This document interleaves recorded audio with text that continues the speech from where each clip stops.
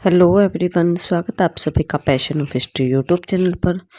तो हमने जो है टॉपिक शुरू कर रखा था जयप्रकाश नारायण, जो कि एक पॉलिटिकल थिंकर थे और जिनका कि भारतीय इतिहास में भी काफ़ी ज़्यादा महत्व है। तो इस पर हमने एक ऑलरेडी क्लास कर ली थी, जिसमें कि हमने जयप्रकाश नारायण का जीवन परिचय बहुत अच्छी तरह से देख लिया था।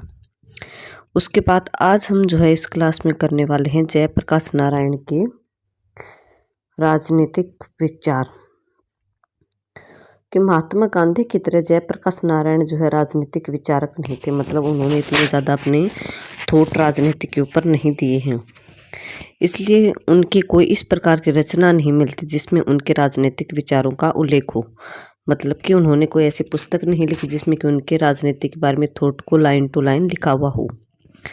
वस्तुतः वह एक ऐसे यथार्थवादी, मतलब सच्चे देशभक्त और क्रांतिकारी थे जो जीवन भर भारत की जनता के कल्याण के लिए संघर्ष करते रहे।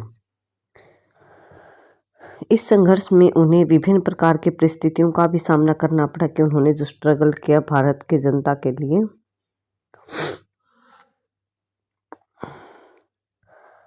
भारतीय परिस्थितियों का सामना करना, जैसे जैसे जिस जिस स्ट्रगल का उन्होंने सामना के लिए उसके लिए वो संघर्ष करते रहे। उन्होंने अपने विचार भी बदले समय के अनुसार। जीवन के प्रारंभिक काल में वे क्रांतिकारी थे, परंतु शीघ्र ही उन पर जो है गांधीवाद का रंग चढ़ गया। कि जब उन्होंने राजनीति में नया नया भाग लेना शुरू किया था तो उसमें उनके विचार क्रांतिकारी थे, लेकिन बाद में जो है उनके विचार जो है वो गांधी जी से प्रभावित हुए और उन्होंने जो है अहिंसा का मार्ग अपना लिया था। जब जयप्रकाश नारायण अध्ययन के लिए अमेरिका गए थे पढ़ाई करने के लिए, तो वहाँ पर उनकी रुचि किसमें हो गई थी? मार्क्सवादी विचारधारा में। वह लोकतंत्र के समर्थक थे कि जनता के शासन में समर्थन करते थे, जनता के शासन में विश्वास करते थे।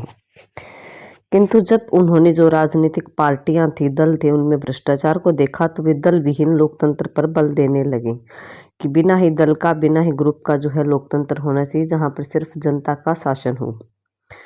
जब स्वतंत्र भारत में उन्होंने गरीबी, जब भारत था स्वतंत्र था, उसमें उन्होंने गरीबी को देखा, शोषण को देखा और आर्थिक असमानता को फैले हुए देखा, तो वे सर्वोदय की ओर मुड़ गए। लगभग 20 वर्ष तक राजनीति से दूर रहने के बाद उन्होंने जो है 1974 में दोबारा से राजनीति में प्रवेश किया। कि जब भारत आज़ाद हुआ, स्वतंत्र हुआ, तो उसके बाद जो भारत में गरीबी फैली, शोषण, असमानता फैली हुई थी, तो इसके कारण उन्हें काफ़ी दुख हुआ और उन्होंने जो है 20 वर्ष तक राजनीति से वो दूर रहे और 1974 में उन्होंने जो है दोबारा राजनीति को ज्वाइन किया। तो जब ज्वाइन उन्होंने दोबारा से किया, तब उन्होंने यह देखा कि राजनीति को भ्रष्टाचार, केंद्रीयकरण की प्रवृत्ति एवं गरीब विरोधी नीतियां जो है वो जकड़ी हुई है। मतलब कि केंद्रीयकरण कि सिर्फ एक व्यक्ति का ही शासन ज़्यादा है सरकार पर और जो है गरीबी ज़्यादा फैली हुई है हमारे देश में, ये सारी परिस्थितियां उन्हें देखने को मिली। तो उन्होंने राजनीति को इनसे मुक्ति दिलाने के लिए संपूर्ण क्रांति का नारा दे दिया। इस तरह जयप्रकाश जी के संपूर्ण राजनीतिक चिंतन की दो मुख्य विशेषताएं प्रकट होती है। कौन कौन सी?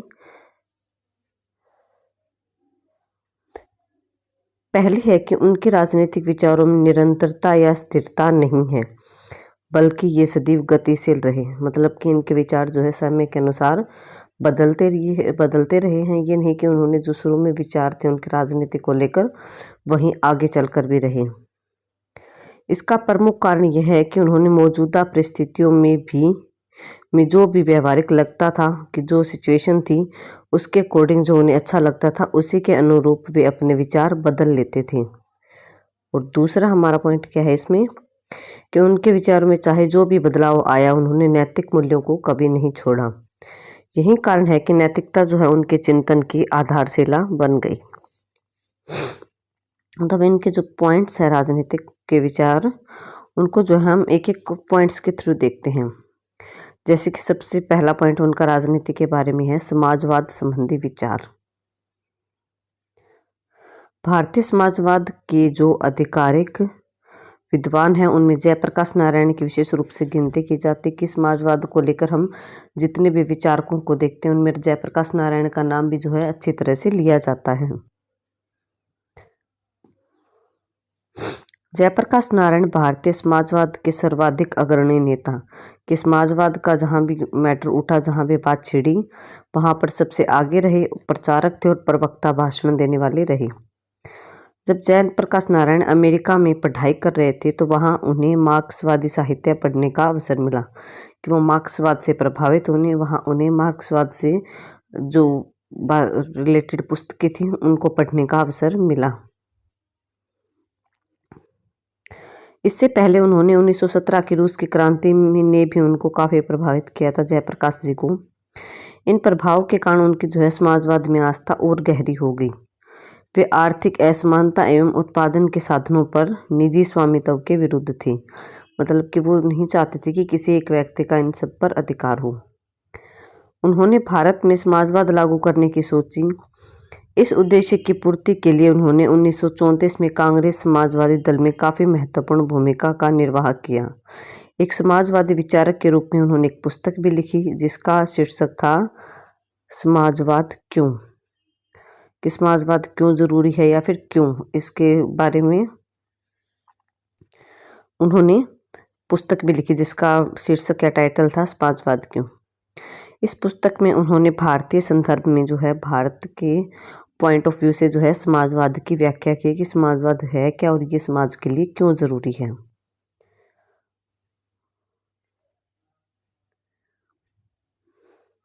जयप्रकाश जी समाजवाद को सामाजिक एवं आर्थिक पुनर्निर्माण का एक साधन मानते थे। उनका मानना था कि जो समाज में व्याप्त सामाजिक एवं आर्थिक विषमता ही गरीबी, भूखमरी, शोषण को जन्म दे रही, कि जो हमारे समाज में असमानता फैली हुई है वही सभी चीज़ों की जड़ है। वो गरीबी भी उत्पन्न करे, वो भूखमरी भी उत्पन्न कर रही है और लोगों का शोषण भी करवा रही है। उनके अनुसार इस विषमता का मूल कारण मनुष्यों की जैविक असमानता ही नहीं बल्कि जो उत्पादन के साधनों का असमान बंटवारा भी है, क्योंकि समाज में कुछ लोगों का उत्पादन के साधनों पर नियंत्रण है जबकि कुछ लोगों का इनसे बिल्कुल वंचित हैं। कि कुछ जो लोग हैं समाज के उनके हाथ में तो काफ़ी सारी पूंजी हैं, उनका उद्योग, फैक्ट्रियाँ चल रही हैं, जबकि कुछ लोग हैं जिनके पास 2 वक्त की खाने की रोटी भी नहीं है। जब तक यह असमानता का लेवल जो है समानता के ऊपर नहीं आ जाता तब तक जो है भारत में ऐसे ही गरीबी और शोषण फैला रहेगा। इसलिए वे इस बात पर बल देते हैं कि भारत में समाजवाद की प्रथम आवश्यकता यह है कि उत्पादन के साधनों के निजी स्वामित्व को ख़त्म किया जाए, कि जो उत्पादन के साधन हैं जिनसे चीज़ों का उत्पादन होता है उन पर किसी एक व्यक्ति या एक ग्रुप का अधिकार नहीं होना चाहिए बल्कि उस पर जो है सभी व्यक्तियों का समान अधिकार होना चाहिए। जयप्रकाश जी ने समाजवादी समाज के आर्थिक ढांचे का विस्तार से वर्णन किया है और उद्योग एवं कृषि के क्षेत्र में उन उपायों को लागू करने का सुझाव दिया है जिनसे उत्पादन के साधनों का पुनः बंटवारा करके आर्थिक समानता कायम की जा सके।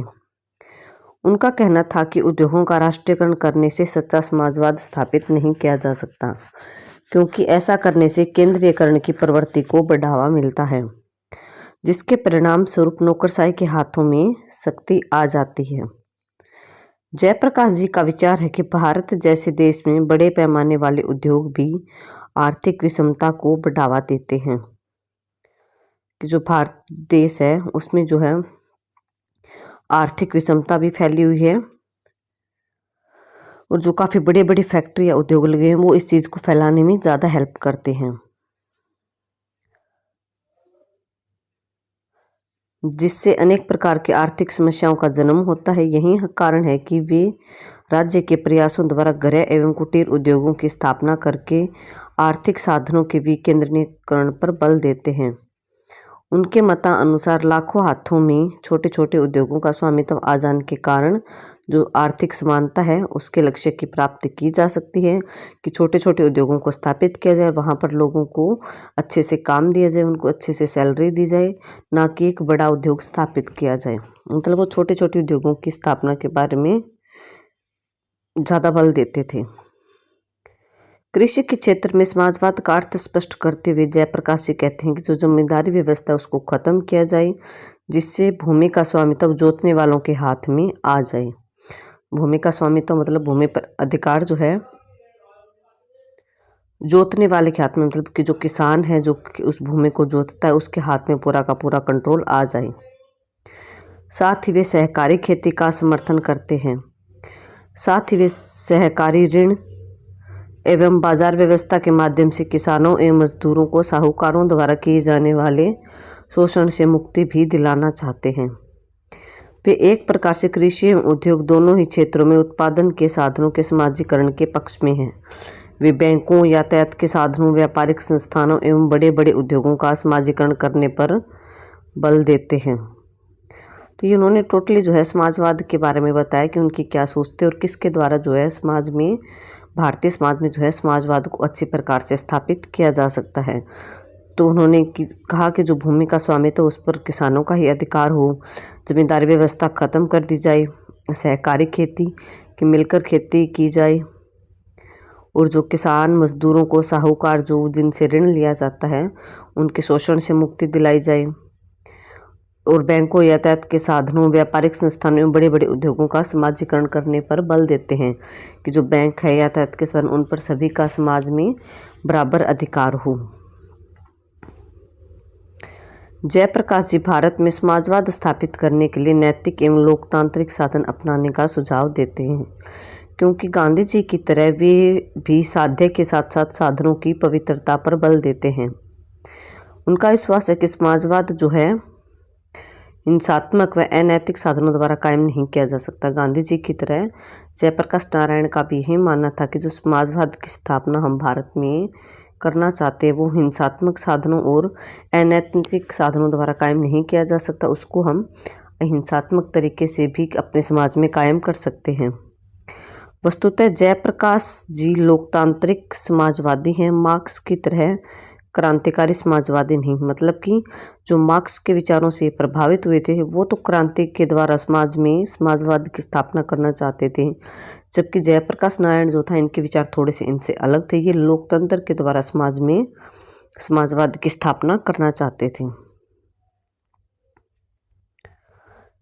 जयप्रकाश जी समाजवाद को भारत की संस्कृति एवं प्राचीन परंपराओं के अनुरूप मानते हैं कि जो भारत की संस्कृति और जो हमारे प्राचीन परंपरा, मूल्य, रीति रिवाज चले आ रहे हैं उनके अकॉर्डिंग मानते हैं। हालांकि समाजवादी विचारधारा का प्रतिपादन 19वीं शताब्दी में यूरोप में कार्ल मार्क्स के द्वारा सबसे पहले लाया गया था। जो समाजवादी विचारधारा थी, जो ये वर्ड था, ये सबसे पहले कार्ल मार्क्स ने यूरोप में लाया था। उसके बाद जो है वहीं से ये अन्य देशों में फैल गया। इसमें भारतीय संस्कृति के मूल आदर्शों का समावेश है, क्योंकि भारतीय संस्कृति में वस्तुओं का मिल बांटकर उपयोग तथा धन संचय की प्रवृत्ति से मुक्ति के आदर्शों पर हमेशा बल दिया जा रहा है। तो ये इनके समाजवाद के बारे में विचार है।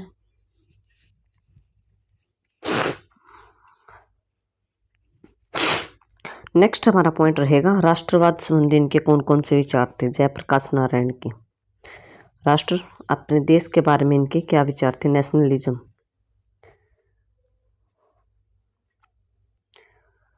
जयप्रकाश जी की भारतीय राष्ट्रवाद की अवधारणा सर्वथा नवीन है कि पुरानी है। उनकी धारणा है कि भारतीय जनता जो है वो सैकड़ों वर्षों से एक साझी मतलब मिलकर सांस्कृतिक धरोहर की सहभागी रही है, किंतु इसका अर्थ यह नहीं है कि वह सदैव एक राज्य के अंतर्गत रही है। उनके कहने का अभिप्राय यह है कि भारत में सांस्कृतिक एकता के रहते हुए भी राजनीतिक एकता नहीं रही है। आप टोटली इस पॉइंट को जो है यहीं से स्टार्ट कर सकते हैं कि जयप्रकाश नारायण जी के अनुसार भारत में सांस्कृतिक एकता जो है वो राजनीतिक एकता नहीं रही। सांस्कृतिक एकता के रहते हुए भारत में सांस्कृतिक रूप से तो एकता है लेकिन राजनीतिक रूप से एकता स्थापित नहीं है।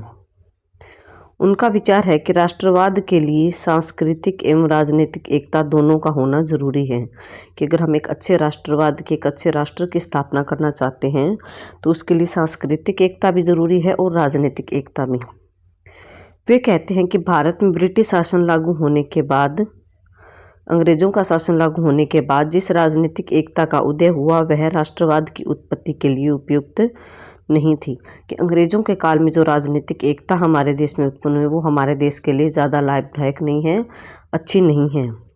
क्योंकि वह अंग्रेजों के द्वारा भारतीयों पर थोपी गई है। उनके मतानुसार ब्रिटिश शासन के विरोध ने ही धीरे धीरे भारत में राष्ट्रवाद की भावना उत्पन्न की उनका मानना था कि ब्रिटिश शासन जो अंग्रेजों के खिलाफ हमारा विरोध है, उसने ही भारत में जो है राष्ट्रवाद की स्थापना की और भारतीयों को धीरे धीरे संगठित किया और उनमें एकता की स्थापना की। जयप्रकाश जी जिस प्रकार के राष्ट्रवाद की बात करते हैं, जिस प्रकार के राष्ट्रवाद का उनका विचार था, जिस प्रकार के राष्ट्रवाद के उन्होंने सपना देखा था, वह समन्वित, इकट्ठा व धर्मनिरपेक्ष राष्ट्रवाद कि जहाँ पर धर्म के आधार पर कोई भी भेदभाव ना हो और देश के सभी लोग मिलजुल कर रहें। वे धर्मनिरपेक्षता जो थी उसको राष्ट्रवाद का आधार मानते हैं। वे कहते हैं कि धर्मनिरपेक्षता ही विभिन्न धर्मों के मध्य समन्वय एवं सद्भाव स्थापित करके राष्ट्रीय एकता की भावना को जन्म दे सकती है। कि जो धर्मनिरपेक्षता है वही जो है सभी धर्मों के मध्य समन्वय एवं सद्भाव स्थापित करके जो है राष्ट्रीय एकता को जन्म दे सकते हैं। कि जब तक हमारे देश के लोगों से धर्म के आधार पर भेदभाव नहीं मिटेगा तब तक जो है एकता की स्थापना नहीं की जा सकती। वे राष्ट्रीय एकता के लिए राज्य एवं समाज दोनों के स्तर पर धर्मनिरपेक्षता अपनाने की बात करते कि राज्य में और समाज दोनों जगह जो है किसी भी धर्म को प्रेफरेंस नहीं दी जानी चाहिए, सभी धर्मों को इक्वल स्थान दिया जाना चाहिए। अन्य शब्दों में उनका मानना है कि राष्ट्रीय एकता के लिए केवल राज्य का धर्मनिरपेक्ष होना काफ़ी नहीं बल्कि समाज को भी धर्मनिरपेक्ष होना जरूरी है। कि ये नहीं कि राज्य ने किसी एक धर्म को मान्यता दे दी, जबकि उनका मानना था कि राज्य भी किसी भी धर्म को मान्यता ना दी, सभी धर्मों को समान नज़रों से देखें। उसके साथ साथ जो समाज के लोग हैं वो भी किसी भी दूसरे धर्म की निंदा ना करें बल्कि सभी धर्मों को एक समान दृष्टि से देखें। जयप्रकाश जी जिस प्रकार के राष्ट्रवाद की बात करते हैं वह संकीर्ण एवं आक्रामक राष्ट्रवाद बिल्कुल भी नहीं है। उनके मत के अनुसार भारतीय राष्ट्रवाद के अंतर्गत विभिन्न धर्मों एवं जातियों में समन्वय स्थापित करके इन्हें एकता के सूत्र में बांधा जा सकता है। तो उनका क्या मानना है कि भारतीय राष्ट्रवाद में जो विभिन्न धर्मों के लोग हैं, विभिन्न जातियों के लोग हैं, उनमें एकता की स्थापना करके जो है भारत में एक अच्छे राष्ट्रवाद की स्थापना की जा सकती है। यही कारण है कि वे हिंदू राष्ट्रवाद की तीव्र आलोचना करते हैं। वे राज्य को धर्म से अलग रखने पर बल देते हैं। वे कहते हैं कि प्राचीन भारतीय ग्रंथों में ऐसे अनेक विवरण मिलते हैं जो इस बात पर बल देते हैं कि राज्य को धर्म से पृथक रहना चाहिए। कि प्राचीन धार्मिक ग्रंथों में ऐसे अनेक विवरण जो हमारी धार्मिक पुस्तकें हैं पुरानी धर्म से रिलेटेड, उनमें जो है इस बात पर बल दिया गया कि राज्य और धर्म जो वो अलग अलग होने चाहिए। धर्म का और राज्य का कोई मेल नहीं है, इन दोनों को अलग रखा जाना चाहिए। वे कहते हैं कि प्राचीन हिंदू राष्ट्रों में भी गैर हिंदुओं को अपनी धार्मिक मान्यताएं कायम करने की छूट थी। कि जो हमारा प्राचीन पुस्तकें जिसमें कि हम पढ़ते हैं कि हिंदू राष्ट्र जो हिंदू देश थे उसमें भी जो है अन्य धर्म के जो लोग थे, हिंदू धर्म को छोड़कर अन्य धर्मों के लोग थे, उनको भी धार्मिक मान्यताएं, उनको भी अपने रीति रिवाज पूरे करने की पूरी छूट थी, पूरी आज़ादी थी। वे कहते हैं कि हिंदू राष्ट्रवाद दूसरे समुदाय में भय, अलगाव एवं वैमनस्य को जन्म देगा, जिससे राष्ट्रीय एकता जो है वो समाप्त हो जाएगी। इसलिए जो है किसी भी धर्म को ज़्यादा प्रेफरेंस नहीं देनी चाहिए अगर हमें एक अच्छे राष्ट्रवाद की स्थापना करनी है। तो ये राष्ट्रवाद संबंधी उनके विचार हो गए। थर्ड पॉइंट हमारा है लोकतंत्र संबंधी विचार की डेमोक्रेसी के बारे में उनके क्या विचार थे। जयप्रकाश जी भारतीय लोकतंत्र के कटु आलोचक थे कि जो उस समय का भारत में जो लोकतंत्र स्थापित था उसकी आलोचना करते हैं, उसका विरोध करते हैं। उनके मतानुसार भारत में जिस तरह लोकतंत्र के नाम पर शक्तियों के केंद्रीयकरण की प्रवृत्ति ने जन्म लिया है, उससे व्यक्ति का महत्व एवं भूमिका जो है वो नगण्य मतलब जीरो हो गई है। तो केंद्रीयकरण का अर्थ होता है कि जो सारी पावर होती है सरकार चलाने की वो किसी एक ग्रुप या किसी एक व्यक्ति के हाथ में आ जाना। ये नहीं कि जो शासन करने की नीति है वो अलग अलग हाथों में डिवाइड हो। जब अलग अलग भागों में शक्तियाँ बंटी हुई हो तो उसे विकेंद्रीयकरण कहते हैं। जब सारे के सारी पावर जो है एक व्यक्ति के हाथ में, एक सरकार के हाथ में होती है जिसमें जनता की भागीदारी इतनी नहीं होती, तो उसको केंद्रीयकरण बोला जाता है। इसके साथ ही कल्याणकारी राज्य की अवधारणा और नियोजित अर्थव्यवस्था के कारण राज्य के कार्यों में काफ़ी वृद्धि हुई है, जिससे व्यक्ति की जो स्वतंत्रता है वो सीमित हो गई है। वे मानते हैं कि जिस तरह का लोकतंत्र भारत में कायम हुआ है उससे व्यक्ति की भूमिका जो है वो सिर्फ चुनाव में भाग लेने तक की रह गई है, कि अंग्रेजों के जाने के बाद जो भारत में लोकतंत्र स्थापित हुआ है उसके कारण जो है भारत में मतलब इस तरह का लोकतंत्र स्थापित हो जहाँ पर व्यक्ति को सिर्फ अपना मत देने का अधिकार है, अपने वोट के द्वारा सरकार चुनने का अधिकार है, इससे ज़्यादा उनकी कोई हिस्सेदारी नहीं है। जब एक बार चुनाव कंप्लीट हो जाते हैं तो जनता के द्वारा चुने हुए प्रतिनिधि एवं जनता के मध्य संपर्क जो है वो खत्म हो जाता है, कि एक बार जनता ने वोट कर दिया, कोई चुनाव जीतकर नेता बन गया तो उसके बाद वह नेता जनता से इतना जुड़ा हुआ नहीं रहता। वे यह भी कहते हैं कि भारत में जो चुनाव पद्धति लागू है वह भी दोषपूर्ण है, कि जो भारत के आज़ाद होने के बाद जो चुनाव पद्धति या चुनाव इलेक्शन की जो प्रोसेस थी उसको भी उन्होंने गलत बताया और दोषपूर्ण बताया। इसके अंतर्गत अल्पसंख्यक में मत प्रदान प्राप्त करने वाले उम्मीदवार भी निर्वाचित हो जाते हैं, जिसके कारण सरकार बनाने वाला राजनीतिक दल कभी भी कुल मतों का स्पष्ट बहुमत प्राप्त नहीं कर पाता। मतलब कि इसके अंतर्गत अल्पसंख्या में मत प्राप्त करने वाले, कि जो कम संख्या में जिन नेताओं को वोट मिलते हैं उम्मीदवार हैं वो भी निर्वाचित हो जाते हैं, वो भी चुन लिए जाते हैं, जिसके कारण जो सरकार बनाने वाला दल है वह भी कुल मतों का स्पष्ट बहुमत कभी प्राप्त नहीं कर पाता है। जयप्रकाश जी का विचार है कि आधुनिक लोकतंत्र के लिए राजनीतिक दल जो है वो अभिशाप है, क्योंकि आज लोकतंत्र में जो भ्रष्टाचार एवं स्वार्थपरता विद्यमान है उसके लिए राजनीतिक दल पूरी तरह जिम्मेदार हैं। ये दल स्वयं को सत्ता में बनाए रखने के लिए राष्ट्रीय हितों की बलि देने तक से नहीं चूकते, कि जो ग्रुप बनते हैं वो सरकार बनाए रखने के लिए जो है राष्ट्रीय हितों मतलब राष्ट्र की अनदेखी भी कर देते हैं। वे कहते हैं कि राजनीतिक दलों का एकमात्र उद्देश्य क्या हो गया है, सत्ता प्राप्त करना। इस उद्देश्य की पूर्ति के लिए जो है ये सरकार बनाने को लेकर जो हर सीमा को पार कर जाते हैं, हर सीमा को लांघ जाते हैं। मतलब इनको जब सरकार बनानी हो, अपना ही जो राज स्थापित करना हो, तो ये जनता के भलाई की तरफ बिल्कुल भी नहीं देखते। ये धन संगठन एवं झूठे प्रचार के सहारे पहले जनता का मत बटोर लेते हैं, जनता का समर्थन प्राप्त कर लेते हैं, उनसे वोट प्राप्त कर लेते हैं, बाद में अपने शासन का औचित्य सिद्ध करते हैं। ये सार्वजनिक हित के नाम पर सदैव अपने हितों की ही पूर्ति करते हैं। उनके मतानुसार वर्तमान दलीय व्यवस्था के अंतर्गत लोकतंत्र नहीं बल्कि मुट्ठी भर लोगों का स्वेच्छाचारी शासन बनकर रह गया, कि मुट्ठी भर लोग जो है वो अपनी इच्छा से शासन करना चाहते हैं। लोकतंत्र का यहाँ पर कोई महत्व नहीं है, कि जनता को सिर्फ वोट डालने तक ही सीमित रखा गया, जनता की मांगों को या फिर उनके बाद जो चुनाव के बाद जो उनसे कोई कनेक्शन नहीं रखा जाता, उनकी मांगों को पूरा नहीं किया जाता। नेक्स्ट पॉइंट हमारा है दल विहीन लोकतंत्र संबंधी विचार, कि बिना दल के जो है डेमोक्रेसी। जयप्रकाश जी भारतीय लोकतंत्र को सच्चा लोकतंत्र नहीं मानते थे, क्योंकि उस समय उन्हें लगता था कि यहाँ पर नाम मात्र का लोकतंत्र है, जिससे जनता जो है वोट देने तक ही सीमित रह गई, उसके बाद जनता का कोई इसमें भाग नहीं होता। क्योंकि वर्तमान चुनाव पद्धति एवं राजनीतिक दलों ने इसको रसातल में पहुंचा दिया है। लोकतंत्र के इन दोषों को दूर करने के लिए दल विहीन लोकतंत्र का विचार प्रस्तुत करते हैं, कि जो पार्टियां बनती है चुनाव के समय वो पार्टियां नहीं बननी चाहिए। दल विहीन लोकतंत्र का विचार जो है मानवेंद्र नाथ रॉय ने प्रस्तुत किया था सबसे पहले, लेकिन उन्होंने इसे अपने ढंग से विकसित किया है। जैसा कि इसके नाम से स्पष्ट है कि जयप्रकाश जी द्वारा चित्रित लोकतंत्र में राजनीतिक दलों के लिए कोई स्थान नहीं है। उनके द्वारा प्रस्तुत लोकतंत्र में गांव की जनता सर्वसम्मति से अपने सर्वोत्तम सेवकों का चुनाव करेगी। प्रत्येक ग्राम के ये सेवक सर्वसम्मति से थाना पंचायत के सदस्यों को चुनेंगे। फिर थाना पंचायत के जो सदस्य चुने जाएंगे उस सदस्यों द्वारा जो है प्रांत के चुनाव करवाए जाएंगे, और प्रांत के जो चुनाव होते हैं उसके बाद जो है केंद्रीय पंचायत का सर्वसम्मति से चुनाव किया जाएगा।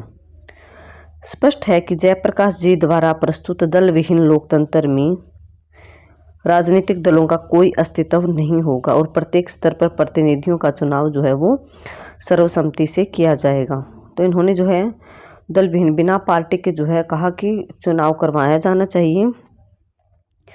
तो इन्होंने अपने लोकतंत्र में क्या विचार दिए कि उनके द्वारा प्रस्तुत लोगों में गाँव की जनता जो है वो इकट्ठे वोट डालकर जो है सर्वोत्तम सेवकों का चुनाव करेगी कि अच्छे अच्छे लोगों का ग्रुप बनाएगी। फिर जब गांव के ये सेवक होंगे तो ये सेवक जो है थाना पंचायत के सदस्यों को चुनेंगे, अपने से ऊपर के चुनाव में भाग लेंगे। फिर थाना पंचायत के जो सदस्य हैं वो प्रांतीय पंचायत जो कि प्रांत राज्य होते हैं उनकी पंचायत में भाग लेंगे।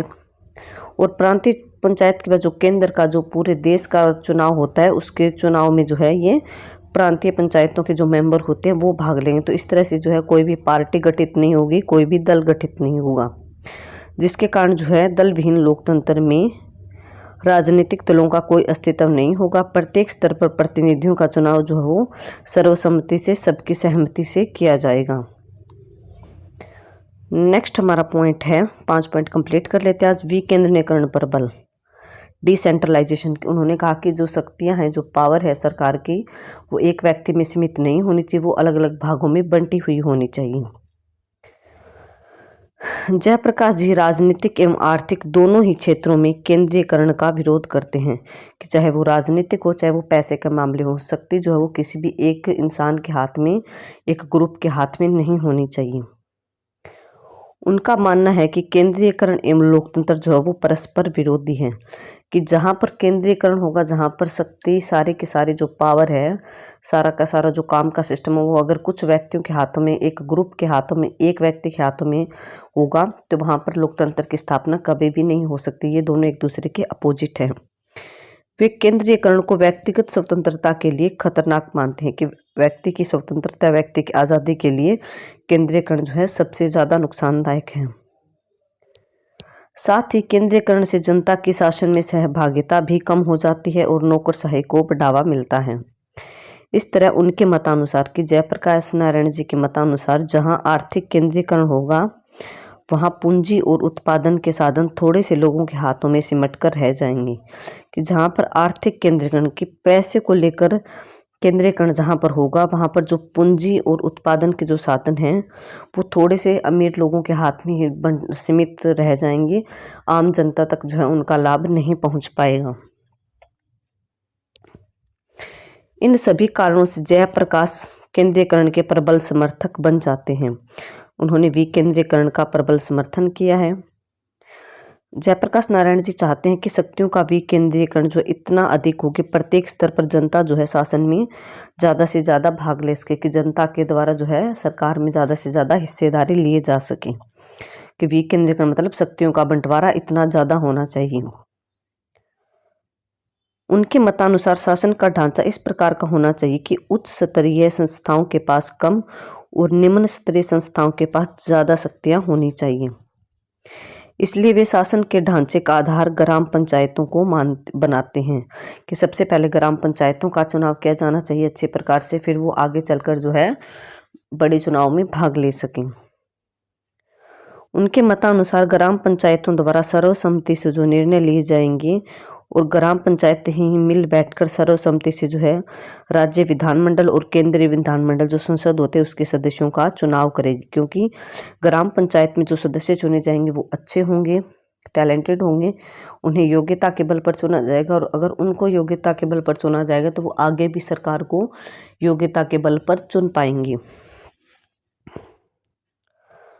उनकी मान्यता है कि राजनीतिक विकेंद्रीकरण से ही सच्चा स्वराज्य जो है स्थापित किया जा सकता है। साथ ही वे आर्थिक विकेंद्रीकरण का खुलकर समर्थन करते हैं। आर्थिक विकेंद्रीकरण मतलब पैसे, आर्थिक का अर्थ होता है जो पैसे से रिलेटेड हमारा विकेंद्रीकरण होता है, वो भी जो है पैसे की जो पावर है, उद्योग धंधे, मैंने आपको ऊपर भी पॉइंट में बताया था कि फैक्ट्री, इन सभी पर जो है अलग एक ग्रुप का, पूंजीपति लोगों का अधिकार नहीं होना चाहिए, बल्कि इन पर आम जनता का भी अधिकार होना चाहिए। छोटे छोटे उद्योगों की स्थापना की जाए जिससे आर्थिक विकेंद्रीकरण जो है स्थापित हो सके, सभी लोगों का पूंजी पर अधिकार हो सके। वे कहते हैं कि खेत को जोतने वाला व्यक्ति मतलब किसान ही जो है अपने खेत का स्वामी होना चाहिए। वे कुटीर उद्योगों को प्रोत्साहित करने पर बल देते हैं। कुटीर मतलब छोटे उद्योगों को प्रोत्साहित, छोटे उद्योगों को प्रोटेक्शन देने की ज़्यादा कोशिश करते हैं कि छोटे उद्योग स्थापित करने चाहिए, ताकि छोटे छोटे उद्योगों में आम जनता को वहाँ पर काम मिल सके और उन उद्योगों को अच्छी प्रकार से चलाकर वहाँ पर उत्पादन कर सकें। वे कहते हैं कि आर्थिक दृष्टि से प्रत्येक व्यक्ति जो है वो आज़ाद होना चाहिए। वे गांव को आर्थिक दृष्टि से स्वावलंबी बनाना चाहते हैं, आर्थिक दृष्टि से आत्मनिर्भर बनाना चाहते हैं कि प्रत्येक गांव जो है वो पूंजी के आधार पर जो है सेल्फ डिपेंडेंट हो, इंडिपेंडेंट हो, और गांव जो है वो शहरों पर निर्भर ना रहें, बल्कि गांव जो है अपनी ज़रूरतों की पूर्ति जो है वो अपने गांव से ही कर सकें। उनमें जो है इस तरह से पूंजी का विभाजन होना चाहिए। तो ये उन्होंने विकेंद्रीकरण पर मतलब शक्तियों के बंटवारे पर अपनी ओपिनियन दिया, अपना विचार दिया। इनको जो है इन्होंने कहा कि जो लोकतंत्र की स्थापना है देश में वो पार्टी के बिना होनी चाहिए। उन्होंने लोकतंत्र पर अपने विचार व्यक्त किए कि लोकतंत्र जिसमें कि जनता का शासन होता है वो शासन कैसे स्थापित किया जाए। उन्होंने अपने देश के बारे में राष्ट्रवाद संबंधी विचारों के बारे में बताया कि राष्ट्रवाद जो एक अच्छे देश की स्थापना हो सकती है, कि अच्छे देश में अच्छी सरकार की स्थापना कैसे हो सकती है, उसके बारे में उन्होंने अपने विचार बताए। और सबसे पहले हमने पॉइंट देखा था समाजवाद की। समाजवाद जो अच्छी तरह से एक समाज में स्थापना किस प्रकार से स्थापित की जा सकती है, उस पर उन्होंने अपने विचार दिए थे। कि हमने जो है जयप्रकाश नारायण जी के राजनीतिक विचारों में आज जो है 5 पॉइंट्स को क्लियर कर लिया है।